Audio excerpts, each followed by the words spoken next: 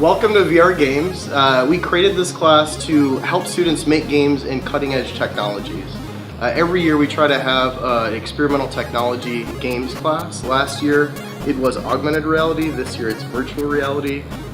Who knows what it'll be next year. So virtual reality technology has been around for decades. NASA has been using it, I think, since the 70s. And it's been, of course, prohibitively expensive for artists or tinkers or students to play with.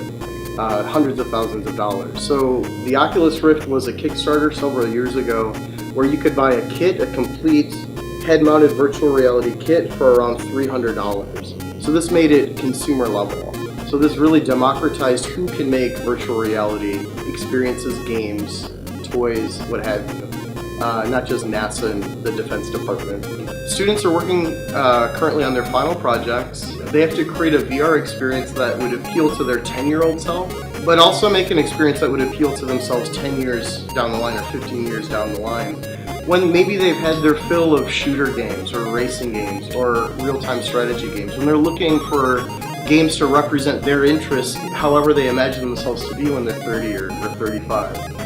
And this is to help them, again, personally connect with the games they're making, but also advance the medium of games and try to make games that are universally appealing to children, to adults, to new players, to experienced players. It sounds like it's a tall order, but I think if they really accept that goal, they make more genuine, simple, wonderful, appealing types of experiences. And they should use the affordances of the technology. So, for example, rotation is a key affordance. The Oculus Rift can track the rotation in this direction, as well as this direction. So how can they use that in the core moment-to-moment actions that they're doing in the game?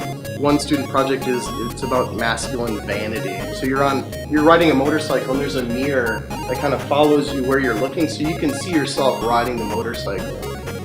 One of the things we try to do, though, is help them get jobs in the game industry or to form their own companies. Again and again, I'll talk to employers or I'll talk to students who got internships or got jobs, telling and showing them that they can make games in experimental new mediums like VR.